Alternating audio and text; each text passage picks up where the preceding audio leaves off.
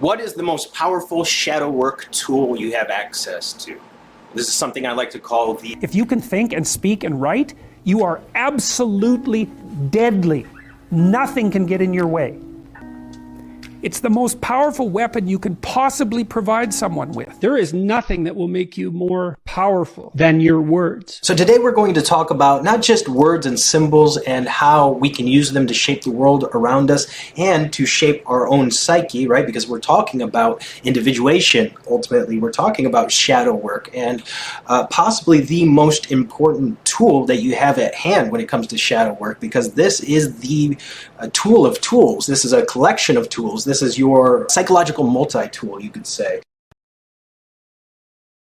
Your environment is your main source of information. Carl Jung, I'm paraphrasing here, but he essentially said that your environment is an extension of your mind, which is a very complex thing to think on, but is so incredibly vital. Your environment is an extension of your mind. So that means your house, your car, your clothing, your yard, your room, right? I think one of the reasons Jordan Peterson harps on that so much, or has in the past, to clean your room, is because that's your environment. That's information that you are taking in every single day. And if your room is cluttered, if it's a mess, what are you communicating to yourself? What is your mind made of, right? Clutter. You're communicating to yourself, I am disorganized, I am cluttered, I'm a mess, and that's going to affect everything else in your life, right? Which is very unfortunate, right? Because I sometimes have a very difficult time making my bed every single day, keeping that room clean.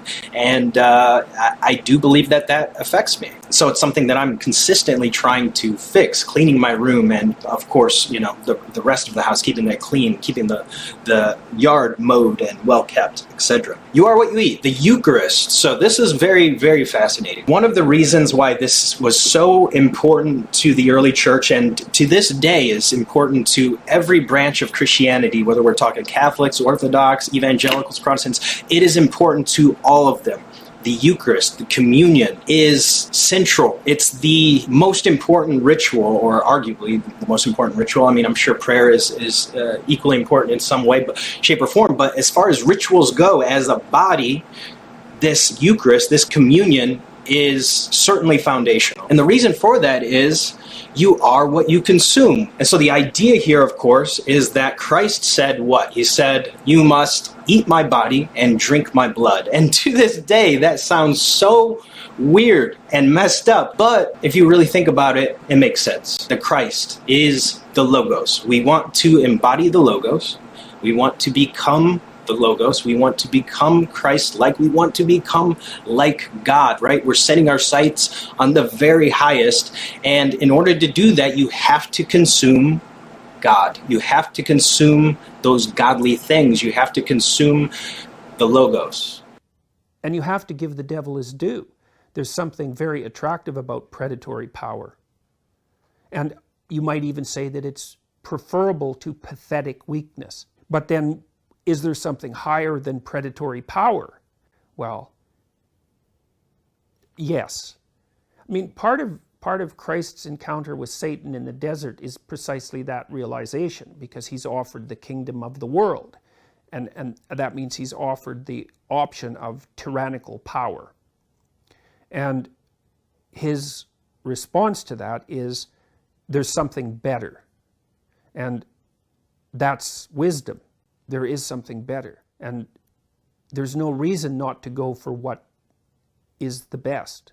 What else? You don't have anything better to do than that by definition, right?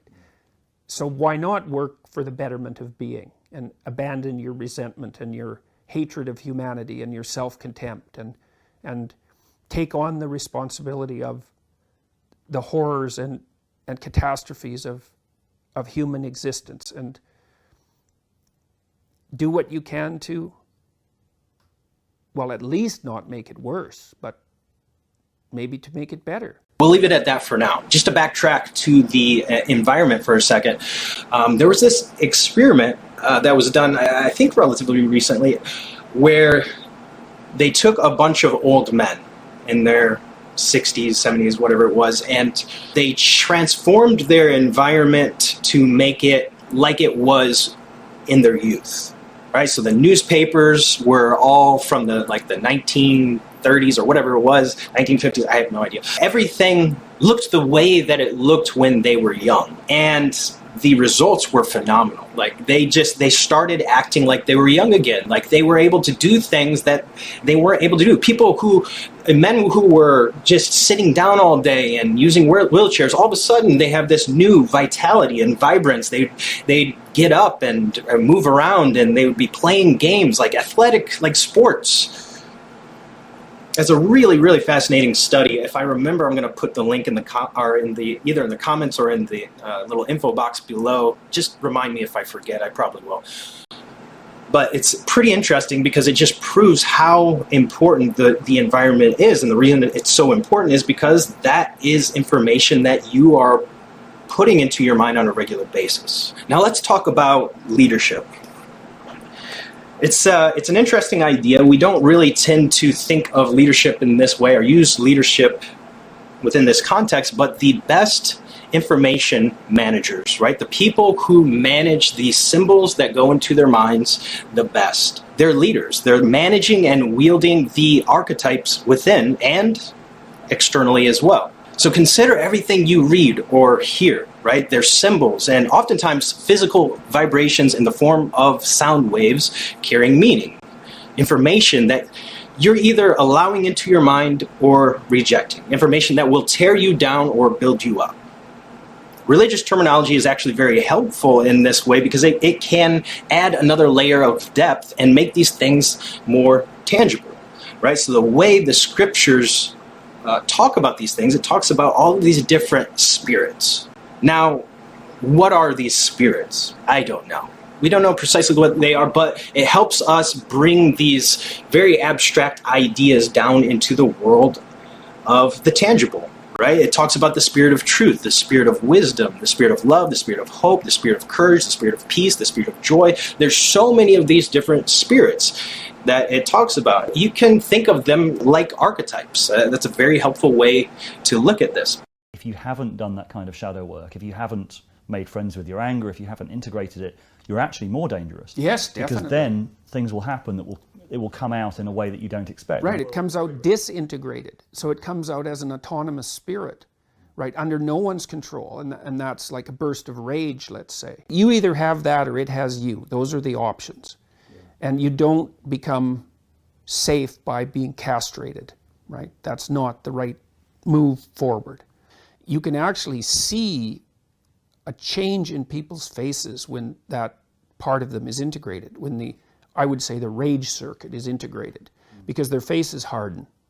Like they no longer look like wide-eyed children, that they're no longer someone to whom things only happen. They're someone who makes things happen. And there isn't much difference between being dangerous and being indomitable, right? They're the same thing looked at from two different perspectives. In the same way that you manage the millions of microorganisms in your gut biome, or pull one radio frequency from the millions around you, managing those invisible but very important and complex things, you must manage and lead these many archetypes and the various thoughts, feelings, and emotions, spirits, so to speak, that they produce. Favoring some over others depending on your personality, the goals in your life, and the specific scenarios you find yourself in. So self-talk is absolutely critical, obviously, right? The way you talk to yourself, both consciously and otherwise. It's phenomenal the difference it makes when you are able to put your attention on those sorts of things, observing the thoughts that are going through your mind, observing the symbols that you're projecting, whether through thoughts or words or your body language, for example, or your feelings, your emotions, paying attention to those things and asking yourself, okay, what does that say about what I believe? What does that say about the way I'm thinking right now? Which archetype is at work here and why? This, again, is shadow work at its best. Just a brief side note here that I thought was kind of interesting. artificial intelligence. It's pretty wild what's going on these days with ChatGPT and all of that. But from a psychological perspective, I think people in the near future, I think we're going to start to understand abstract psychological and metaphysical concepts a lot more clearly, because artificial intelligence will make the idea more tangible to us. AI can eventually, at very least in theory, operate like an archetype, like these semi-autonomous partial personalities within the mind, within the collective unconscious, like on the spiritual side of things, like an angel or a demon or the spirit or a god, if you believe in those sort of things. Framing the info you receive properly is so incredibly important. So Terence Crawford, the best pound-for-pound boxer in the world, he broke his dominant arm when he was young, and he had to learn to fight southpaw as a result. That became one of his most powerful weapons, and is arguably the reason he was able to beat Errol Spence Jr. and become the greatest pound-for-pound boxer in the world. So the point here is he could have taken that information. Oh, I just broke my arm. Oh man, like this is my profession. This is my career. What am I going to do? He could have taken that as like a stroke of bad luck that could have ruined his life, even depending on the other things going on in his life at the time. But he framed that properly and he said, okay, you know what? I can't use this arm well right now. I'm going to use this as an opportunity to become ambidextrous, basically. I'm going to learn how to fight southpaw. And I think it's a really amazing lesson to apply to our everyday lives, because we can look at this example and say, okay, every time I receive information, even if that information looks like a bad thing to us, if we're able to frame it properly, we can say, you know what, something incredible can come out of this. And I think 100% of the time that's true, no matter what the case. Right? There's a scripture that says God works out all things for the good of those who love him and are called according to his purpose. If you're not spiritual, if you're not religious, having some kind of motto like that is vital, because if you're able to take any information and frame it in that way, basically you have endless good luck, endless good fortune, because everything that happens to you, if you break your arm, you say, well, it's going to work out for my greater good, because all things work out for the good of those who love him and are called according to his purpose. And then you learn to fight southpaw and you become the welterweight champion of the world. Figure out what kind of motto or what kind of response you can have to every situation, everything that happens to you, so that you can frame that information properly and get the best out of it.